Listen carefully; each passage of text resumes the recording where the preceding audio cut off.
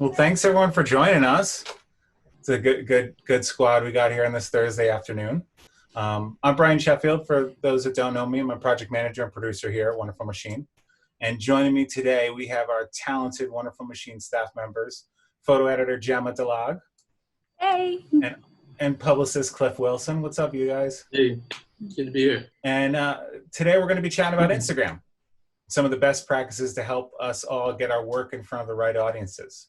The Gemma and Cliff have been working together on a couple projects lately, and they've been sharing their brains and definitely their skills with photographers on both the back end of Instagram, like timing your posts, hashtags, tagging, and also the photo editing side of how to show the right images at the right time. So very happy to have both of these two talents here today to show some tips and tricks and answer all the questions that I'm sure everyone has. So we definitely love to have everyone's input along the way, and feel free to throw some questions into the text chat and we can make sure we jump on those at the end. And as well, we'll open it up at the end to everyone to jump in and ask some amazing questions as well. So without much further ado, I'm definitely going to hand this over now to Cliff and Gemma to get cracking. So Cliff, talk to us about Instagram. What's Instagram, man? Yeah, give us the rundown. Big question. I guess figured we start with a bit of an overview. Start broad and work our way in.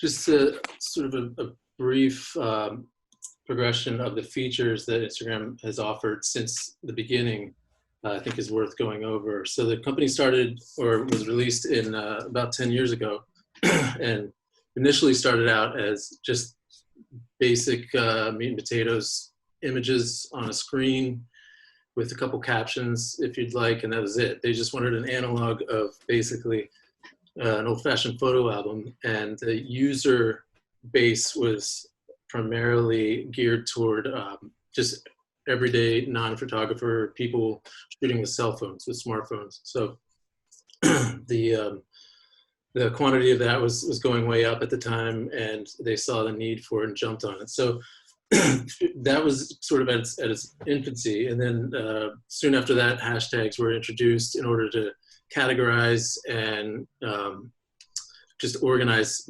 images and figure out a better way for people to find images they were searching for in particular and to connect with others.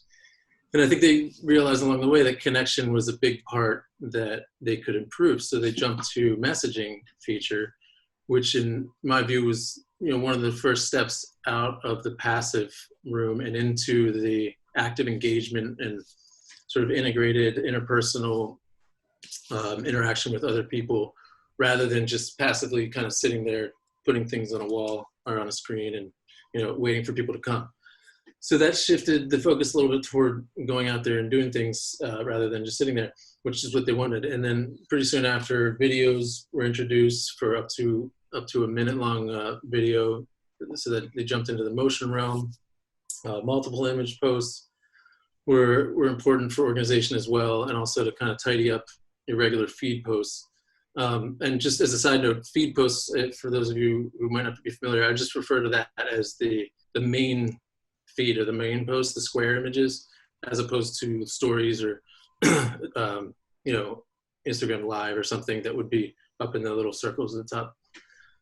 But anyway, so stories were then introduced in order to add even more of a level of dimension there. And that was a much more casual aspect rather than the permanency of a feed post. You'd have this temporary stories post, which only lasts 24 hours. So by nature, people started using those much more casually because they know they're expendable. They just go away. And you can always categorize them later and keep them in folders. But the nature of stories basically has just ended up in being much more of a casual side, which we'll touch more on, versus the feed post, usually more polished, portfolio-oriented images to showcase your work. And that leads us to today, which we also have IGTV and Instagram Live to throw in there as features, which are just totally different, just far and away from the inception of Instagram as this passive images just placed on a screen. And all these together allow us to reach out much more and be much more active and not wait for, clients or any kind of viewers or audience to come to us, but to go and get them, do a lot more effort in that realm. So the question then becomes, well, how do we do that? What do we do with all these features? How do we best utilize them? And that's hopefully what we'll get into today. To start, I think it helps to view things on a couple of different ways, but one of them I think is important is that spectrum from passiveness to activeness as far as engagement. It definitely requires passive engagement as far as posting pictures and, maybe, looking at other people's images as well. But reaching out to those other people is a different level of outreach and active engagement. And I think that that's worth delineating between. So for example, taking the time, maybe every day, maybe a couple times a week, allotting specific time to spend liking, commenting, messaging. For a lot of us, I don't think that comes intuitively, because this is such a different place than we've been even 10 years ago. But getting in the habit of some of these new possibilities, I think is worth taking that leap, and what's going to bring us a long way. It's kind of cool. I was, impressed, and using Instagram from almost the beginning myself. These new opportunities, I guess we'll say, like the hashtags, messaging, videos, multiple image posts, stories, IGTV. Like I've seen those all pop up.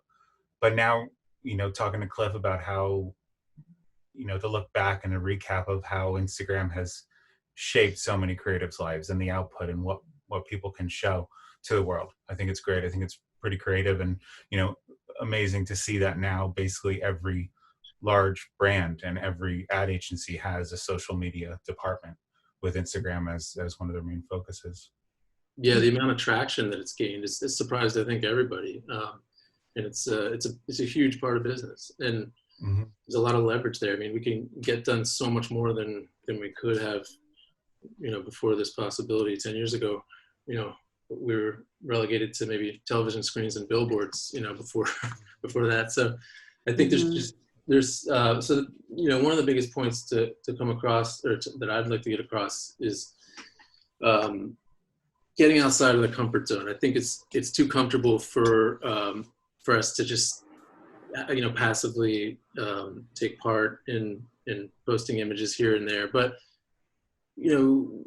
Brian, you and I had talked earlier about the idea of like just posting, like going to your favorite coffee shop, or something in the neighborhood, something local, or something somewhere you went, traveling wise, just offering those bits of personality rather than staying all kind of zipped up and business oriented. Sure. Yeah, showing and I think Gemma could definitely talk about that too. What percentage of your feed should be professional versus personal? To show who you are as an individual and not just a business. Yeah, and I think definitely you guys are touching up on some stuff I'll be talking about later. As Cliff was going through the different features that Instagram has expanded in ways that you can just, again, creatively just show who you are and like show your work and present your work in different ways. Thinking about Instagram TV, where you can maybe input like more than a 1 minute video of now I'm blanking on the word, time lapse of maybe a set design that you're creating, or just like behind the scenes. Like that's like just so again, expanding past like just the final image, and incorporating different aspects of your life and who you are outside of being a photographer into your Instagram profile. But before we jump into that, Cliff, what are some best practices in terms of like setting a profile, and what should a photographer's Instagram profile should look like? Yeah, one that comes up pretty frequently is content of posts and kind of the frequency. I think this go hand in hand a little bit, and like one of the a little bit of it goes back to what I was mentioning about the casual versus more polished aspects, or that balance. I like to see it as a kind of balance. And so as far as content in the general feed, it helps. I think it helps to look at that as primarily portfolio-esque with a little bit of personality peppered in there. For sure. And then reserving more casual, specific outings, or even behind the scenes, some images or video from a shoot, or just personal stuff, personality things, goes a long way for stories, and reserving it for the top. Like I'm sorry if I wasn't clear, but like like what should like a photographer's like profile look like on their bio, like what should they have on their profile image? Like we've always recommended, if you're setting up an Instagram profile, you probably want to use a headshot rather than like a logo. In your profile and your bio, you probably want to include your location, your specialty, and the like. And I think, Cliff, you had some examples that you had that you wanted to show about kind of what that looks like for our photographers. Yeah, for sure. Let me jump on this screen share real quick and hopefully show a couple examples of what we're discussing here. So you guys see this all right? Yeah, thanks. So here we have, just as an example, I think this is Sandy Noto, food and travel photography. And just to start with the profile image. So it's like it's a very has a lot of character to it. It's very, a lot of personality. It shines. I mean, I very much recommend and prefer that over like a logo, for example, because I feel like this is a platform. This isn't simply a portfolio. This is a platform that you want to be yourself in. You want to show that personality. You don't want to put up some sort of branding off the bat necessarily. However, the way that she compensates for that is she incorporates some branding and logo stuff down here that is all comprehensive, which is nice. It fits into a neat package. She's got all kinds of stuff. And another example of incorporating that character and some sort of personal stuff is she, right in her bio, she writes that they're renovating an old house in Chicago. Like, cool, that's awesome. You want to know more about her, It's like getting to know a person rather than someone's work. So there's so much opportunity for this on Instagram, and that's what I want to kind of steer people toward that direction. She's got great engagement here. What jumps out to me is the comments. Like a lot of people get a higher amount of likes like that, but comments in certain pictures like this go a long way. And she is also great at responding to all of them, keeping engaged. So this is like it's someone who takes this seriously and is on daily, I'm sure, and has a great package here. Let's move on to the next one I have here. 1 second. So I've got Jennifer Chase, who's another food and travel photographer. And she's got a great photo here that kind of invites you in to want to get to know a little bit more about her and about her work. She's got an extensive backlog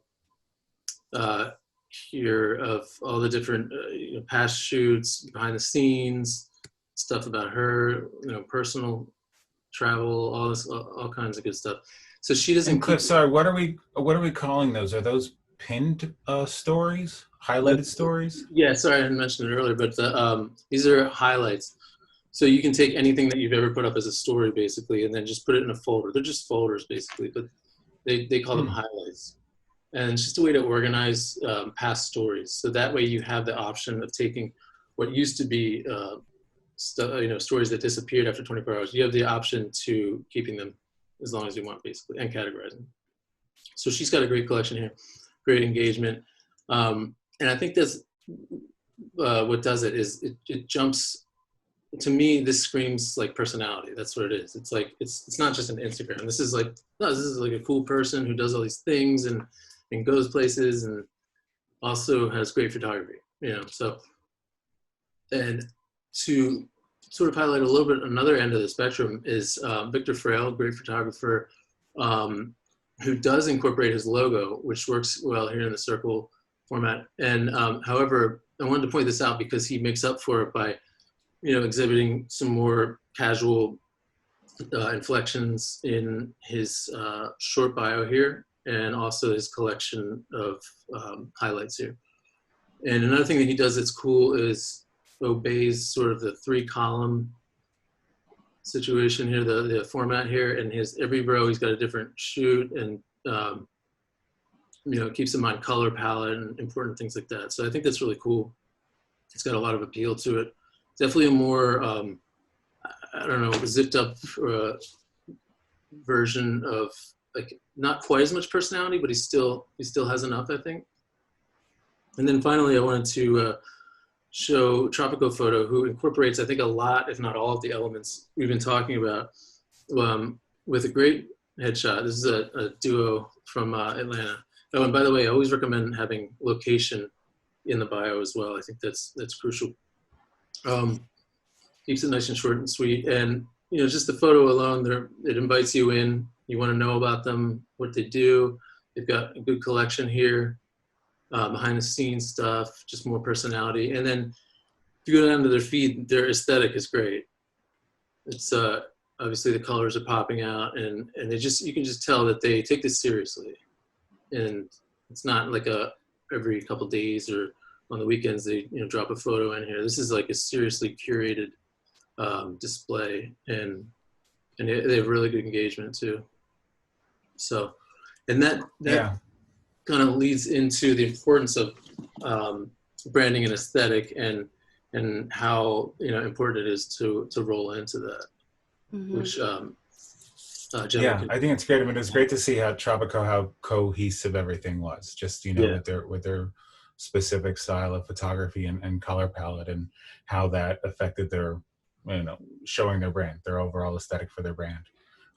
Great example. What do you think about that, Gemma? Like, what type of content should us photographers be sharing?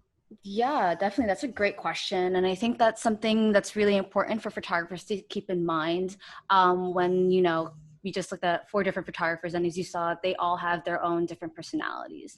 And what I love about what Tropico Photo did is that in general, their branding is always really cohesive, very colorful, very personal, just very stylized. So it makes sense that their feed is very curated and very cleaned, but still having some of that personal content in the story. So it's very organized.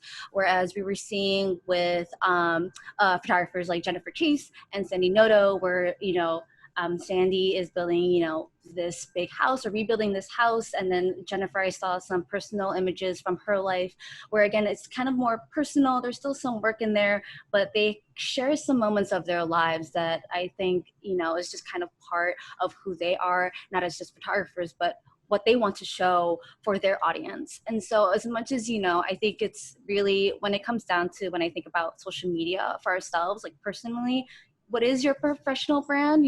What kind of work do you share? Victor Frail has a darker aesthetic. So we were kind of seeing more of that, kind of feed. But again, where it's more lighthearted for Sandy and Jennifer, it reflects that brand of theirs. But then also bring in, as Cliff was pointing out earlier, what is your personal brand? What is important for you to share? And what is important for you to share with your audience? What do you want your audience to take away from it? And who is your audience? Are they all clients? Are they all photographers? I think we are all different in that manner, and we all have different values, and that's what makes the social aspect of social media so exciting. But in a general structure, when we're thinking about aesthetic and our brands and what types of content we should share on our feed, I would say 90% to professional to 10% personal. And again, you have to really fool around with those numbers for yourself. But if you're starting with some more of your professional work, and that can also include behind the scenes, time-lapse videos, just kind of you on a shoot, stuff like that can help you ease into some of the more personal stuff, where maybe you're with your friends or your family, you have a weekend getaway, and it's beautiful landscapes that you want to share, maybe a book that you just want to share with everyone else because you love reading, or maybe writing is important for your work, or it's important to some things that you're researching, things like that you can slowly kind of creep into your Instagram feed. And then when it comes to stories and highlights, then I kind of switch those numbers where, you know, maybe if you're not sure if you share it on your feed, but you want to share with other people, you can always share it to your stories, and then put it into your highlights. I mean, what's so great right now about Instagram and social media in general is that, yeah, the content you put out there, once it's out there, it's out there. But in terms of visibility, you can always archive a post later. You know, I don't know about you guys, but for me, any of my personal stuff that I share on my Instagram when I was more, you know, sharing my work, it's always like, as soon as I put a picture of me and my family, it would get more likes than like my actual pictures, which was always an interesting phenomenon for me. So I've always switched to more of a personal feed. But for some others, maybe people know you for your work, so they only want to see your work. So again, it's like really thinking about your audience there. How are people engaging with your content? And another thing to think about too, when you're thinking about your feed and when people are following you, you know, the people who are already following you, when they see your post pop up, you know, on their feed, they're seeing those images one by one, you know. So if it's always going to be your work, sometimes that can feel maybe redundant, or, you know, oh, you know, cool, like their work. But then if they see, you know, images of your family and your friends, like they're like, oh, this is cool, this is different, this is new, you know, we don't see that often. And again, you can always archive that post from your feed later so that you can still keep the overall aesthetic of your feed, because that overall feed is really supposed to be more catered to, especially because you're photographers, you know, you're using this as a marketing tool, more catered to, you know, newer clients that, or people who've just never seen your work before or your profile before. Yeah. One of the Mm-hmm. things, sorry to just jump in, John, but one of the things Yeah. I think we use this example when we were discussing this, of like the behind the scenes work or the photographs of, you know, yourself and your family. Like myself, I think that, well, like, who's your audience? Who are you looking at? Like your clients. Like if it's a producer, a creative director, or the, you know, CEO of Adidas that's looking at your work, like, you know, they are a person as well, and they want to see that you are a human being and your personality. Beyond that too, like I'm always so drawn to the backstage photos of bands. You know, like we know that public performance on stage, but like what's up with that? What do they do backstage? What do they do in their personal life? Like what's Andy Warhol doing at this club at 4 a.m? You know, like it's cool stuff to see. Mm-hmm. No, I think you bring up a great point, because yeah, that's like the stuff that you probably aren't seeing in your typical work. You know, it's all that behind the scenes stuff, and yeah, like Mm. and especially like we're all people too, so we want to see again that social aspect. In terms of curating your feed, sometimes I definitely feel like that's the where also the hiccups for curating your feed kind of goes. You know, think of it like your website, again, 90% professional, but when you're curating or sequencing the images, you know, use color, context and occasionally composition. So maybe if your work is like more aesthetic, you know, colorful, just like tropical photo, you're using colors to weave your eye around the feed. Maybe if you're more of a story driven photographer, you're a photojournalist, and you have multiple images within a shoot, maybe instead of, you know, having one image, each image as an individual post on your feed, you have them in a multi-image post. Some people like to write a lot, so maybe you also add in like a text as an image, like a block of text, instead of into the post instead of on in the caption. So, you know, different ways you can play around with those ways that you want people to really experience your work as well. Again, thinking about curation, and again, adding, you know, the personal stuff. I'm sure that's a Can you lot. touch on how Mm-hmm. you taught me how to use Lightroom to do Yeah, this? And yeah, I yeah, feel like yeah. this is something that not everyone knows, that people would be psyched on.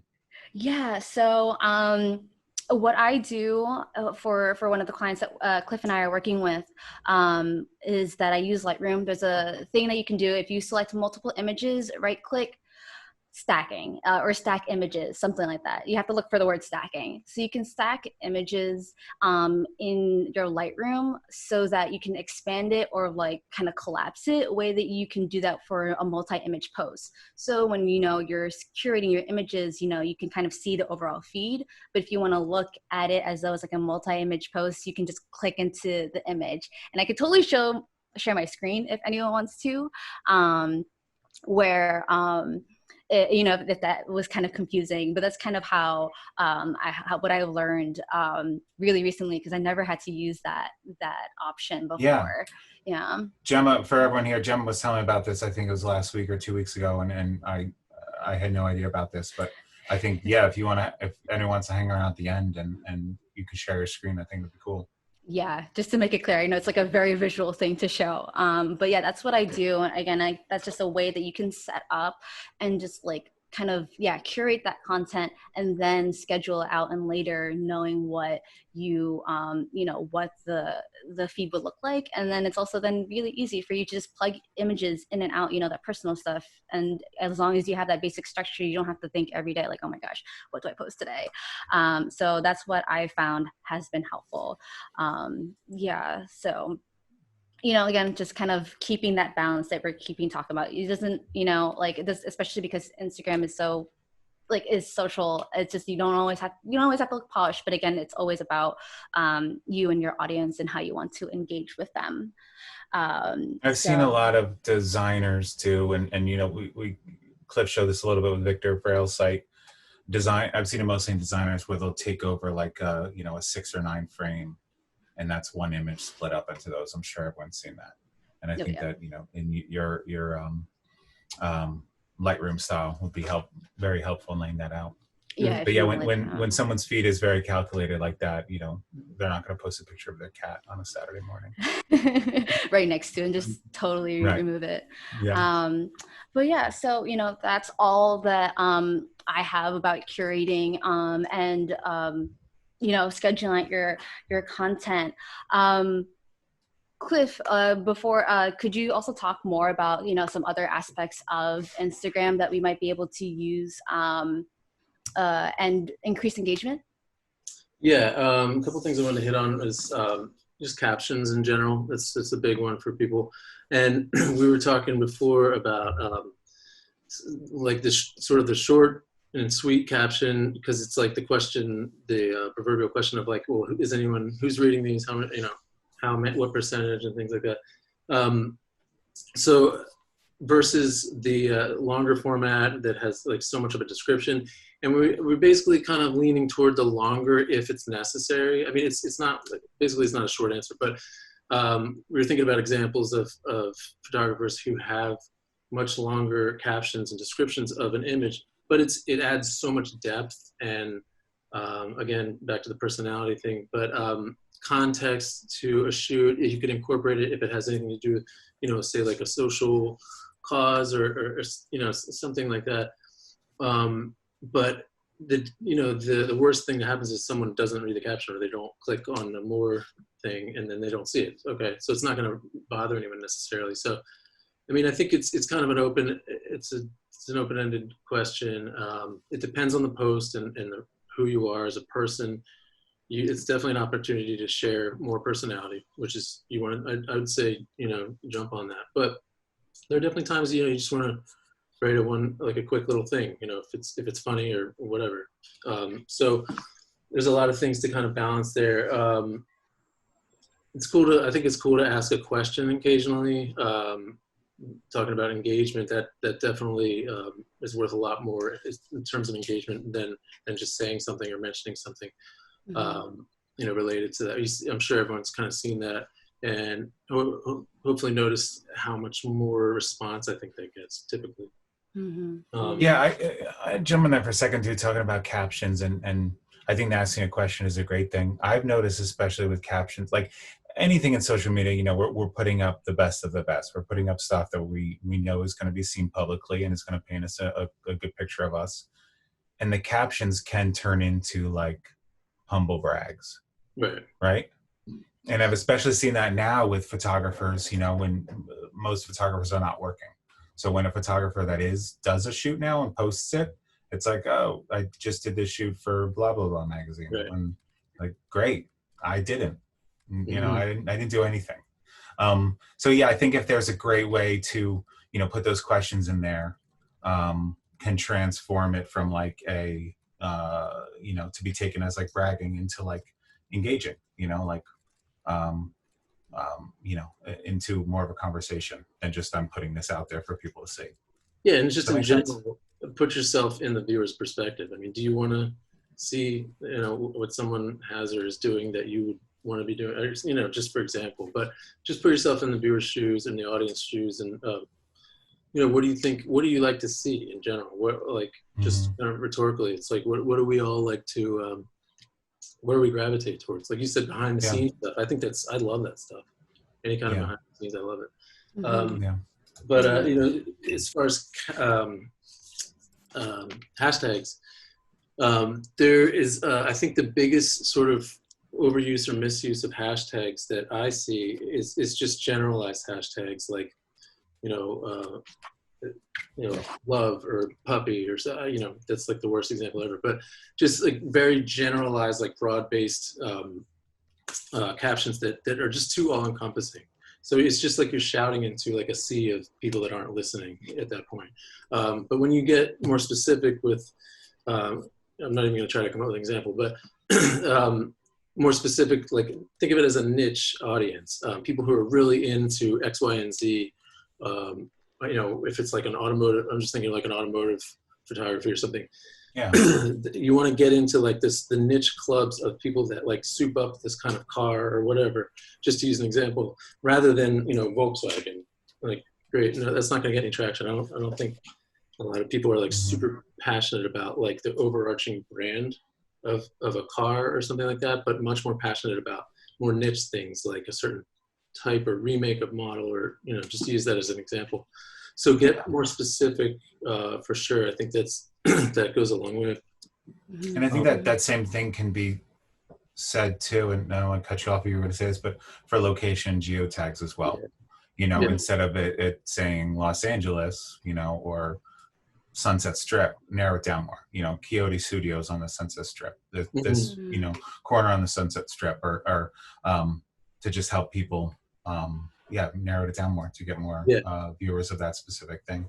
Yeah, geotags are great. You just providing, again, more outreach, more information, more active engagement. So and that kind of steers us toward insights. I don't know how many people are familiar with the insights feature on Instagram, and I'll share for a second just to catch everyone up to speed quickly, in case you're not familiar. So, and to everyone watching too, this like under the hood stuff is what Clip is very good at here at Wonderful Machine.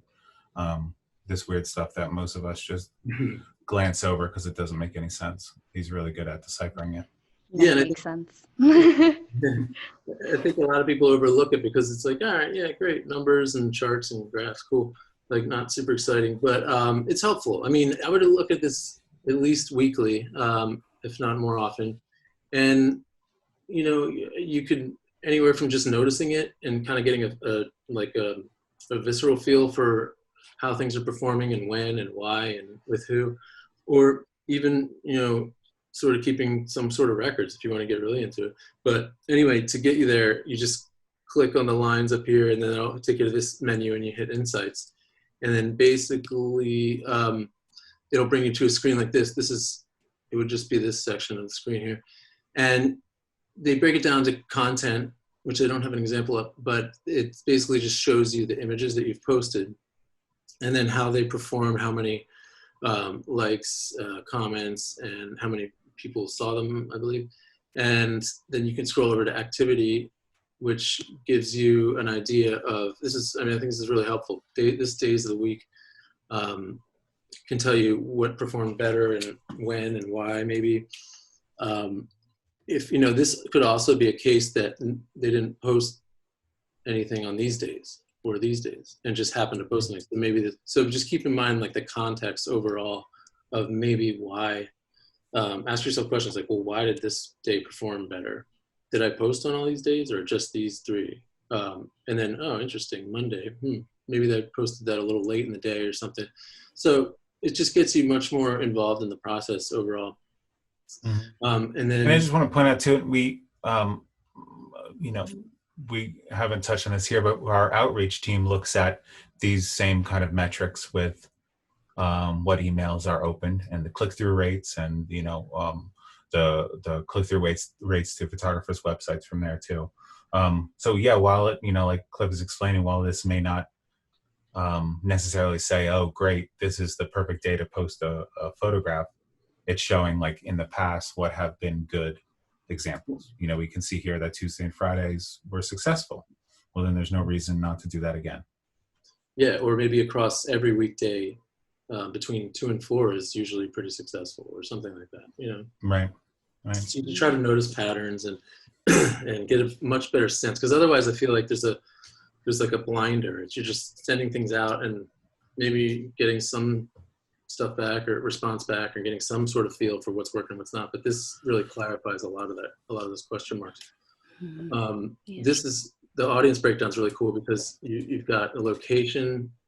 It's hard to see because it's so small, but age range, gender, times of the day, and it's cool. You can really like spend some time there, at least once a week, just kind of getting into the different breakdowns, which is cool. Yeah. And then another program that we could also touch on is Later, which they also involve. They also offer more metrics than just data on just generally best times to post, and I think they also have hashtagging suggestions.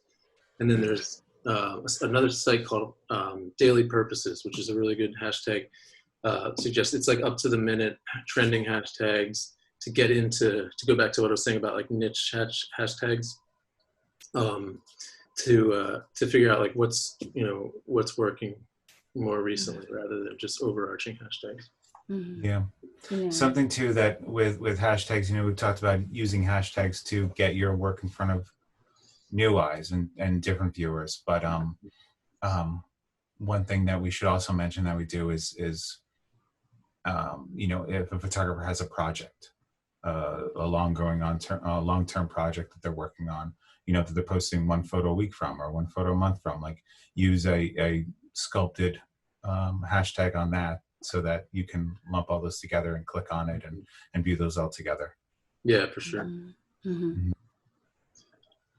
So in Later, Later's, if anyone's not familiar, Later's a scheduling program to pre-schedule out posts, which is super convenient and helpful, in addition to offering metrics and data on how those posts did. I think Gemma wanted to say a few things about Later, and how she's kind of applied it in one of her projects. Yeah, definitely. I really like Later. It's a great tool, especially if you are just in general, like it's a great tool to use if you just want to be able to kind of schedule out your posts like for 1 hour a week and not have to worry about it until the next week that you have to schedule the next images. Or you can even just schedule out like a couple weeks and ahead. So I've always think I think it's a great tool. You can also even input the caption and all the hashtags already. So there's actually 2 versions of Later. One is the free version where okay, sorry, I thought it was muted for a second. Don't know why. But the free version is that they don't post it for you. Instead, they just kind of remind you on your phone to say, hey, post this at 12, you have this scheduled. But if you subscribe to their to an account, I think it's like $5 or something. I could totally be wrong about that. Then they will just, automatically post it for you. Again, you can just set it and forget it. So I think it's a great tool. And as Cliff was talking about, you can then just kind of watch your Instagram grow, see what your engagement is like. Again, just be able to sit there and just kind of like monitor it very loosely. Just to get a feel for what's working for your account. But I mean, there is another aspect of Later that I've liked. But also to tie in earlier when I was talking about Lightroom, that's what I use to sequence. Lightroom I use to sequence out my images. Then I use that sequence to input that in Later and say like, okay, I'm gonna schedule out this image next, and it's already then set and good. Wait, I'm sorry. Oh, sorry. Yeah. Can you do that again? Sorry. So I use Lightroom to sequence the images as I was mentioning before, but then I use that sequence when I'm scheduling the images in later. So if, you know, I wish I should just share my screen. But the first post is going to be the first image that I'm going to schedule, and then the next image the next day. You know, it's just the Lightroom is just a guide, and then later is the app that I use to sketch out the images so that they are posted on my Instagram. And do you do it visually and manually into later, or do you rename like the files 1, 2, 3, 4, 5, 6, and then import those into later? Yeah, I would import and sequence like as it is. So you add, you know, numbers for the sequence numbers, so that you don't have to always go back and forth between the two. Yeah. So yeah, that's what I use. But another aspect of later, I also thank you for asking me to clarify in case I confused anyone. But another aspect of later is called a link in bio. I think for people, you know, if you look at a profile like Vice, if you look on the link where, you know, the website would be, what link in bio does is attach their articles to the post that the post is talking about. Now with the photographer that I'm working with, I'm doing a web template customization. He wants to do a blog where it's connected to his Instagram posts. And so what we're doing is connecting his Instagram posts to his blog post, but then also the link in bio, that later link is also going to help link his posts back to his blog. So it's a way to loop back again to other pieces of content. And I think that's a really neat idea in terms of like link in bio. It doesn't just have to be your website. It can be anything that you're really, again, adding that personal touch. Do you have a podcast? Or maybe you're very, like maybe have your own nonprofit, or maybe have something on the side that you want to work with that you can like link to. You can use that bio link to connect your Instagram account to other aspects of, again, your personal and professional brand. So that's something that I've been into for my own stuff that I've been doing. So that I think is kind of really helpful for people who are interacting with me and like my posts. Yeah. That's very cool. That's very cool. Yeah, so those are like some quick thoughts about, you know, Instagram and all the different aspects of Instagram. But before we open this panel up for questions, just kind of a recap of what we talked about. I know we talked about a lot, but, you know, post regularly, connect with others, be authentic, show who you are. You know, if you're a female photographer, if you're a photographer of color, you want to show it, you know, show your headshots, have pictures of yourself on your feed, use Lightroom to help schedule images out and then link them with the later app, and then find ways to make social media fun. I think that's really important. I've talked to so many photographers. They're like, I don't even want to think about it. Instagram. I don't want to think about it. Totally get it. But if we can find also ways to make it fun, I think it's going to be more bearable to use as our marketing tool. So.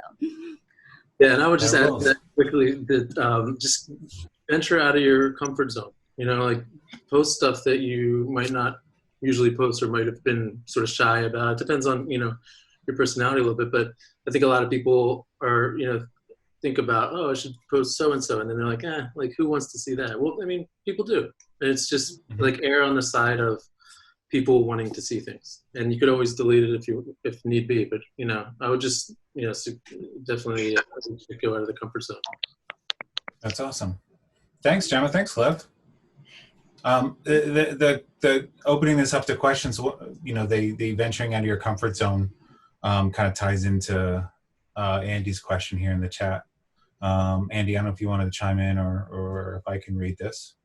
Feel free to unmute yourself, Andy, and jump on if so. Well, anyway, Andy was asking how people can transition their feeds to something more curated if they've been posting for years in a certain way or within a certain aesthetic. So the example was looking to perhaps change the focus of your work moving forward, say from lifestyle adventure to products, etc. So to me, I feel like that's that, you know, it depends what the work is. If it's lifestyle adventure, to still products that fall within that lifestyle adventure work, or product or photography, a product photography that still has the same common thread through it as your other work does. whether it's in colors like we saw with Tropico, or whether it's in crops or aesthetic or, post-processing treatment. I think that's fine to do. And I think that, as artists, everyone is going to be adjusting and growing and changing over the years. But like Cliff was saying, Andy, like, try things out, see what works, see what doesn't. Yeah, and I definitely support the sort of gradualness of that. It's not, it's not going to be earth-shattering if you were to just switch over overnight, but just in the feed, in the history of the feed, it might just look. You just don't want it to appear like, oh, what happened, or what's this about, And something that I talked about earlier too is that, like, especially if you're transitioning, maybe you're changing your processing style, maybe you're changing lighting style, and you're kind of moving forward in a different direction. You can slowly ease into that. Say you have like an adventure lifestyle image and you're outdoors, and then you want to move into like an in-studio image. Maybe the thing that ties it together would be like certain colors that match, or maybe just even a picture of you in the studio, like trying out something new to kind of tease, your audience is showing to sharing that like you're working on something different that maybe they wouldn't be used to. And that's a way you can still kind of make the connections both on your feed and on, when someone's scrolling through. And then also, again, like for Instagram, you can always also archive certain images. So maybe you post it, doesn't fit for now, or maybe like you're looking back at it later and you're like, that's not really fitting. You can always like archive it, which is kind of the beauty. But you can always, if you go back into your Instagram, you can always place that post back in too. You don't have to automatically delete, you don't have to delete it and delete it permanently. So those are my thoughts on that, that which is kind of the beauty of being able to try things out and kind of see what works for you. So M. Scott brought up a really good question about the embedding issue that has been in the news over the last couple months, about how, and correct me if I'm wrong on this, but it's that within our user agreements through Instagram, they are basically saying that our work can be put out there into the public domain, and that certain clients, mostly on websites, have been and then Instagram pages have been just linking straight to a photograph of yours on your Instagram page, and not paying a usage rate for that, since it's technically in the public domain. And some people are really concerned about that and have been turning their profiles private. Some people I've seen say, great, my photographs are being published, that's awesome, it's driving traffic to my site. So I think there's a variety of different looks on that. Does anyone have any thoughts, any feelings? Yeah, that's a hard one. Go ahead, Cliff. Yeah. Oh, sorry about that. Yeah, I generally, agree. It's something that's in progress, and I think that it's something that's gonna be different, hopefully, or hopefully more established or worked out to please all parties in the coming years. But at this point, you don't want to take an entirely like wait and see approach.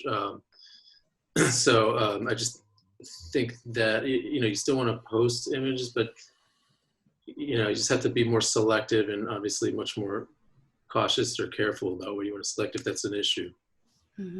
Yeah, I think it's and M. Scott was saying here too in this in his question that he's had a handful of unauthorized embeds over the years. And I'm sure all of us on here have had a handful of unauthorized uses of our photographs from our website over the years as well. And some people, we've seen this, especially like 10 years ago, we're just doing giant watermarks over their images. That kind of went away. A lot of people now are saying, oh, great, use my photo. I'm going to make more money when I, get a lawyer and hit you up later about that than I would if you hit me up in the forefront and said, can I license this for $300?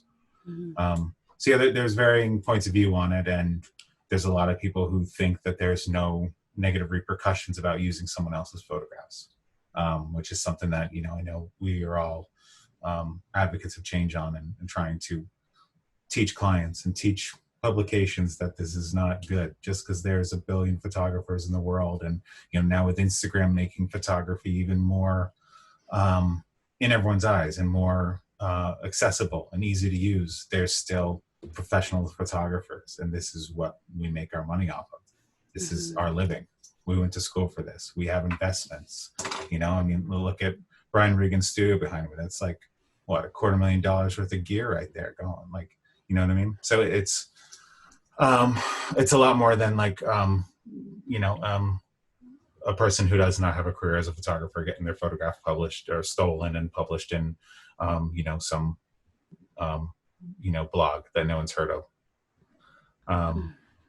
Yeah. I don't know. Does anyone in the viewership here want to chime in on stories or thoughts of people using your photographs without authorization?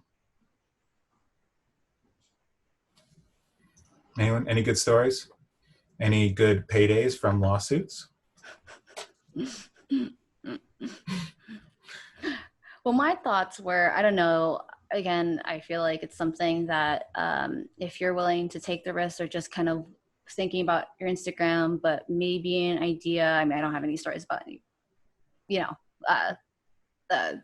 lawsuits or anything, but that, you know, maybe a workaround is, you know, sharing maybe just the behind the scenes one. Maybe it's not the actual image, or maybe you put like a border around it, unfortunately, that might like kill the aesthetic, not kill it, but, you know, just kind of lower the overall aesthetic of your site. I know some people do that, or it's an outtake that you don't really care about, and you're like, oh, you know, just an outtake from a shoot we did recently, or maybe it's just the behind the scenes photo that you post up, or, you know, maybe they just kind of switch to your stories, because your stories have more engagement. It really, like, it has to be a kind of a deep look at, like, you know, how what your engagement is like on your feed and your stories, and just, you know, the risks you want to take for, unfortunately, and participating with a platform like Instagram, you know, while fighting for that embed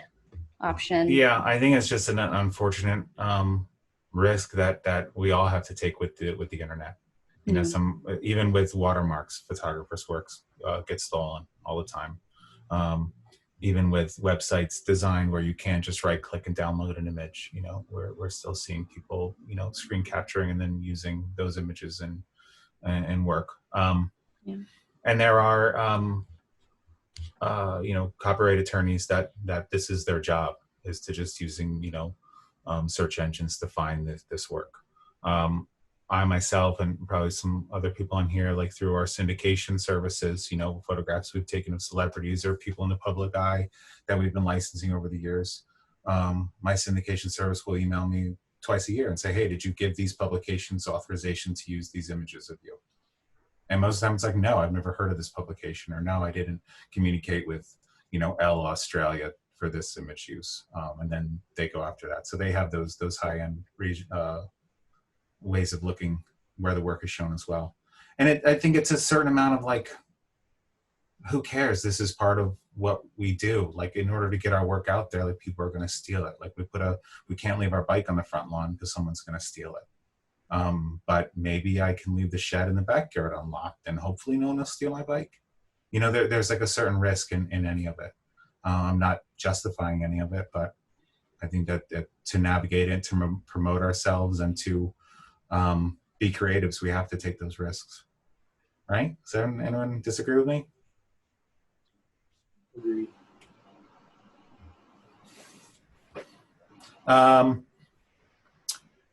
We had a couple questions about terrible Instagram compression, especially with gradients and banding going on. Cliff, you got any words on that? Not particularly, but I don't know. I'm just thinking different, resizing it in a different way. What do you think? Would that make a difference? I don't know. I mean, I don't know. I don't know what Instagram does, and I'm sure it depends on the time of day and the usership. I mean, we've all seen sometimes Instagram just goes down, or you post something and then it's not there, and then it shows up 4 hours later and it has no likes, but it's been up for 4 hours. Has anyone else seen that? Or is that just me? But, you know, depending on your Wi-Fi and you know, these kind of things, I think, can be part of it. But no, I'd be totally curious to see like where it goes, like what their compression is. Like, if, you know, if an image at 300 by 300 pixels at 300 dpi matters compared to one at 72 dpi to them. Yeah, You know what I mean? the research into it. I've It'd be when interesting to see.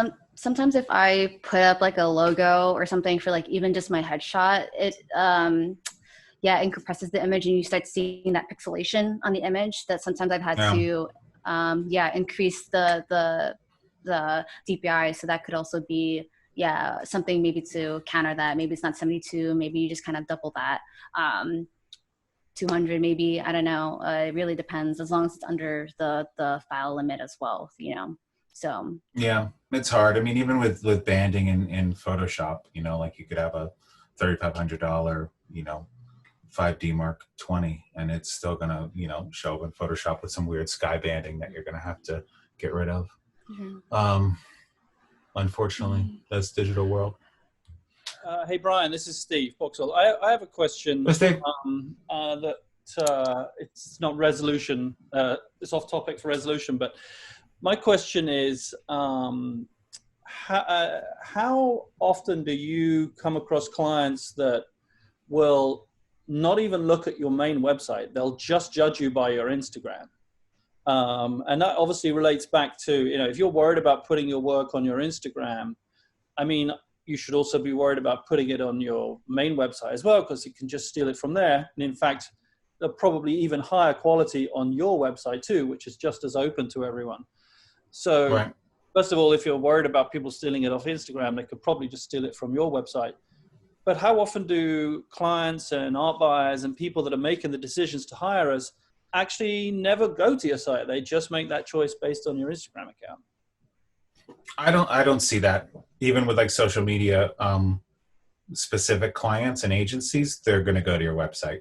They're going to want to get more of a breadth of your work and the full image of your work, and hopefully it's full glory. You know, those images will be bigger on your website.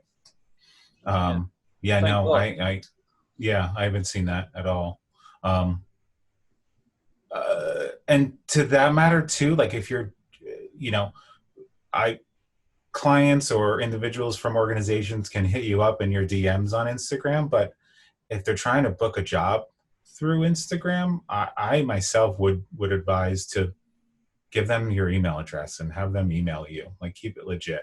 You know, there's no like talking money and sending estimates through Instagram DMs. No, I haven't had any jobs come directly from Instagram. I'm just wondering, as far as a trend, if that's a thing, that people, you know, are using it primarily to find people. And obviously the thought is that they then go to your website. But if people are just looking through, I don't know, a dozen, and they just pick one from Instagram and then call that person. I mean, it's encouraging to know that that's not the case, but I guess. Yeah, I mean, if I was a client like hiring a photographer and my, you know, art director or something came to me and said, hey, this is the photographer, and show me their Instagram account, and I would want to see their website right away.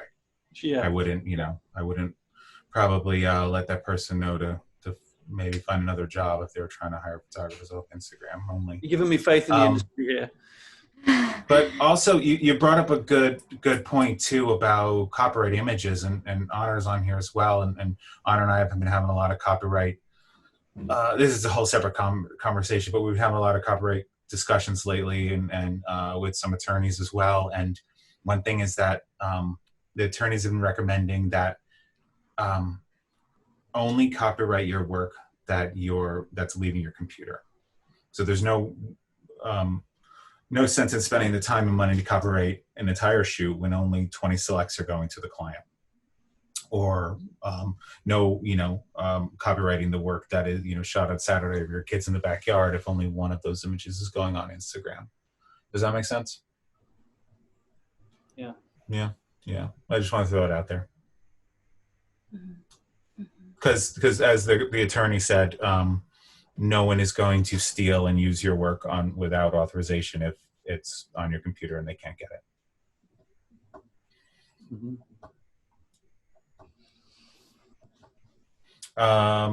So Molly is talking about profile grid and focusing her profile grid and posting 3 images in a row. And she's noticed that she lost some followers after doing this several times, and wants to know if there's any advice for posting for the grid that doesn't bother people. Molly, are you on here still?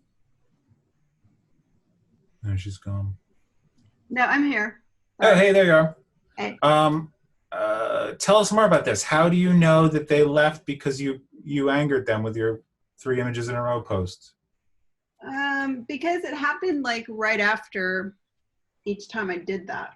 And Yeah. I mean, I noticed when people do like the 8, I mean, not the 8, the 9 and the, the big grids where they break up the images. Yeah. Like, that's kind of annoying to me. So, I just feel like people are getting bothered. And I've seen, I'm curious too, because, now with these new Instagram algorithms, when you're looking through your feed, you may see, if it is like a 6 or 9 image, you may see one random part of it. And, I guess the thought is like, oh, what the heck is this? Let me click on it. Now I'm at this photographer's main profile page and I can see this big grid. So are we then, like, are we then assume that we're going to go and like all 6 or 9 of those images in order to like the one whole photo? Does that make sense? Are you talking to me? So I mean, I'm just wondering, like, well, to everyone I'm here, not I guess. breaking up. The thing is, I'm not breaking up my images. They all kind of relate to each other on that row. So I'm not doing like the 6 or 9 breakup grid, which I think is a kind of, I don't want to see parts of images in my feed. Like, I don't want to see. Gotcha. I was confused. Parts of images.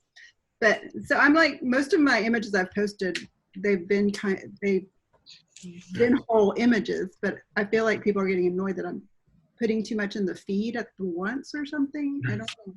Yeah, well, so when you say posting 3 images in a row, are they 3 images from the same, same shoot, the same, what's? It's like it's, like, not the same shoot, but they relate to each other.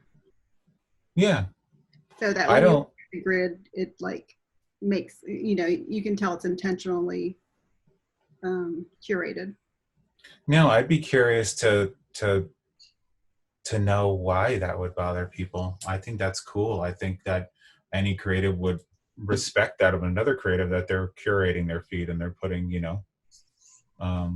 some thought into it. I think this would be a good opportunity to check the insights, like we were talking about earlier, and looking more into it as far as time of day. Did you post them all at like you said this happened a couple times? I would see if you post them on weekdays or later in the day or early at the same time of day, and just compare some, just to get more evidence, basically, to come to the conclusion that people are leaving because of that. Kind of fill in some of that blank space, because I could see if it was a broken up image, like some people get annoyed by that. But if it's separate images that are entities in themselves, then I don't know. So I feel like you just need more kind of back end information about it. Yeah, it seems there's a lot of unknowns there. So look into insights, and then you can kind of get some of that information. Okay, thanks. Yeah. Also, I would suggest. I run social media for Wonderful Machine right now, by the way. What's up, Will? If you're posting them all at the same time, that's probably the problem. I would maybe even try to space them out over a period of days, and do it in 3 days rather than all at once. Or, if not over days, over one day, space it out a couple hours apart. Okay. Yeah, because if I don't do it at once, like the grid doesn't look good. So I see what you're saying. Yeah, that's a tough part about trying to maintain something like that anyway. Okay. Thanks.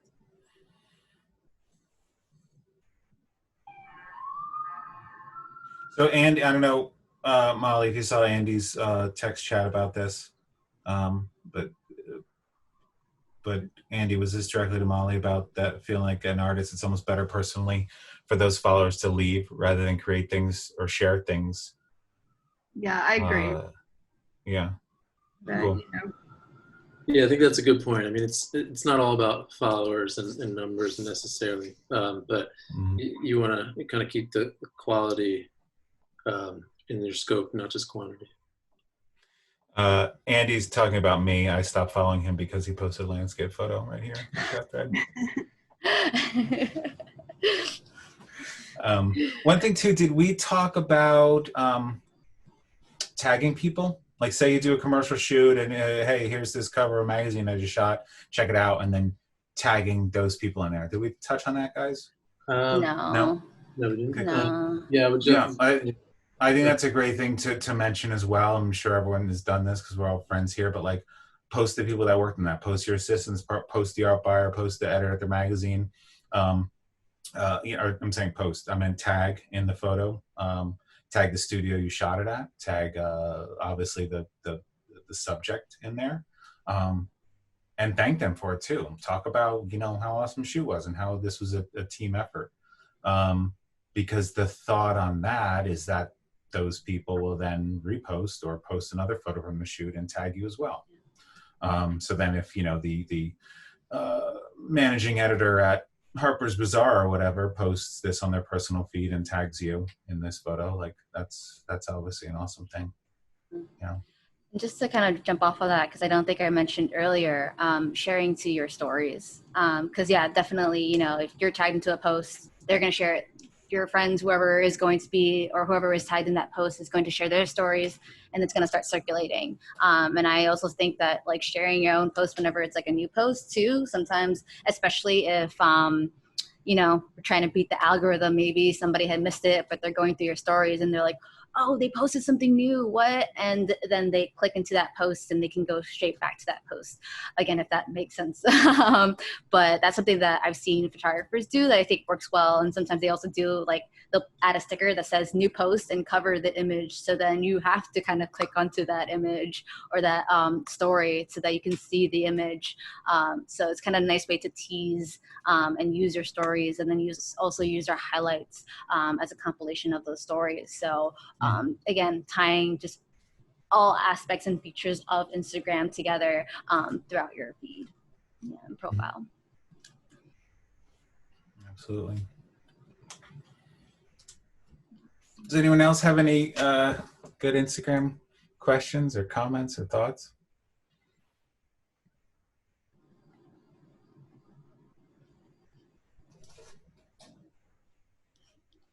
Michael, you raise your hand. You got anything? No? Oh, we can't hear you.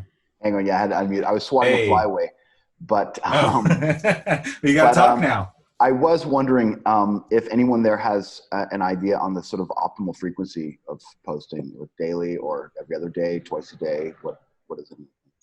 Yeah, I can comment on that a little bit. It's a moving target, meaning it depends on so many other factors. But just generally speaking, if a couple of days go by, maybe 3 days, 4 days, and you haven't posted anything, that's time to get going. That being said, you don't want to do multiple many feed posts in a day, and that also kind of highlights again that difference between stories, for example, but versus feed posts. Because stories, I mean, you could throw up 10 different little temporary story posts in a row, and then that's not going to bother me because it doesn't automatically show up in people's feed, first of all. And then second of all, it's going to disappear in 24 hours anyway. So it has that temporary nature. But in the basic, in your main feed, I mean, in just, again, generally speaking, every day, every 2 days-ish is ideal, I think. Just kind of as an average. If you miss 3 or 4 days, not the end of the world, but then come back with something strong, something good, Sure. That's kind of where with general advice. Will, do you have any additional input in there? Yeah, so I was doing a little bit of like sleuthing on this, and I think it also depends on who you are, right? So like if you look at the Wall Street Journal or the New York Times, they can post 3 or 4 times a day and get away with it, because they have that following. For the average photographer, I think it's just a different scenario, and I think going quality over quantity is probably the move. So you definitely don't want to be bogging people's feeds down, and whatever you are showing, you want it to be your best stuff. So even if you're doing every other day, I don't think you're gonna be sacrificing your place in the algorithm, particularly if you're sharing content that gets people, one, at the right time of day, so that there are people actively on the app who are liking it right when you post it, because that's what's going to decide how many other people's feeds it ends up in.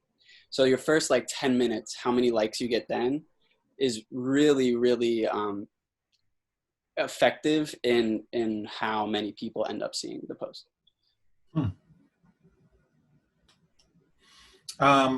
Will, Andy asked a question in the chat about either stylistically or functionally speaking, hashtags within a comment or within a caption. I saw the question. I was like, oh man. I recently started trying the first comment thing just to see what it looked like and what it felt like. I think ultimately it's probably a wash. So I really don't have any personal feeling on it. Right. I think I originally started seeing it a number of years ago where people would do return, and then put a couple like ellipses or just to keep it out of that first, the hashtags out of that first block of text you see. Mm-hmm. But now that I've seen people do it in the first comment, I don't know, that gets a little like weird to me. Like sometimes it's like, oh, there's a comment, I click on it, it's just all hashtags. Or sometimes I find the person who's posting it didn't do it right away and they got a bunch of comments first. And so now it's like the fifth comment down. Yeah, you don't want that. That's right. For sure. I think having it look intentional helps. Whether or not it's weird that there's a comment and it's just hashtags. Because it's meant to just hide them in the feed to do that, so that when you're scrolling right. through, you don't see hashtags, you just see the caption. So what should we do, Will? I don't know. I think play with it and see what works for you. I will say this about hashtags, though. People use hashtags to find new, to get new people to come to their page. What I think might be even more important for that is getting your work into other people's explore feeds. And it's an algorithmically based thing. It has to do with, what people are interacting with, what kind of profile they are and how they're functioning. But if you get a post that statistically for your page is good engagement, you're more likely to end up in someone who's peripheral to yours explore page. And I spend tons of time on my explore page. I find it oftentimes more interesting than my feed. I think just because of the stimulation, you're getting a whole bunch of things at once rather than just one picture at a time. So to end up there is really good. And I think that is something to think about. Yeah. Regarding getting other people to your page. I see on my explore page that it's mostly high views content. Is it possible that like a photo with, 30 likes could end up on there? 30 is stretching it, but 100, definitely not stretching it. So yeah, 30 would be like the low end of what might work, but hopefully as a photographer, you're able to get to that like 100 like benchmark at least. And I think what that takes is just picking what you post carefully and interacting with people and just being authentic and trying to drive engagement. Mm-hmm. Yeah. Can you run down what you know about the algorithm that puts images into that explore section? I don't know many facts about it, but what I know is that I'll get stuff from people that I follow in there. I'll get stuff from people that I don't follow, but maybe we have mutual relationships on Instagram that'll show up there if they do well. And I also get likes on my own stuff from like some random people if they do well. I can kind of talk into that a little bit too, because I was listening to a podcast that was talking about it, and that the explore page is really like when you're looking at your own explore page, it's catered to you based on how you engage with other accounts and posts. So if one day, you're liking a lot of I don't know, like news content, right? Then your algorithm will start changing to cater to that kind of content. But then the next day, maybe you're just looking at a lot of cat images or something, then your explore feed will start kind of changing into that. So it's really tracking how you are exploring through Instagram, and especially how you engage with other accounts. So then maybe you start following a bunch of like music, like bands. Like there'll be times where I just like will follow a bunch of bands because my friends are in bands, and then all of a sudden I'm getting followed by a bunch of bands because they're seeing that I'm following that. So it's just, it's really about that engagement, you know, who you're following, even what posts you're liking. Is also why the amplified melanated voices on Instagram a couple months ago was very important, so that people start changing their Instagram feeds to start diversifying it with more people of color accounts. Yeah. I'm going to piggyback off that with the thing about bands and just say, if you're a photographer, make sure and we haven't addressed this, but make sure you follow other photographers, and especially photographers that you feel related to. Yeah. Because it'll help you build that community around yourself. They might follow you back, and it's just an engagement machine. Right. Exactly. Yeah, absolutely. Awesome, guys. Well, I think this was all very good today and very informative. And thank you, Gemma and Cliff and Will, for joining us. I think it was awesome. Yes, good to be here. Yeah. Happy to talk. Thanks, dude. Well, yeah, please, anyone on here, please email us with any further questions or any way we can, continue this conversation and possibly be a help. And for sure, email us with other topics that you guys may be interested in us talking on these member open houses as well. We'd love to hear from you. Thanks so much, everyone. Have a good weekend if we don't speak.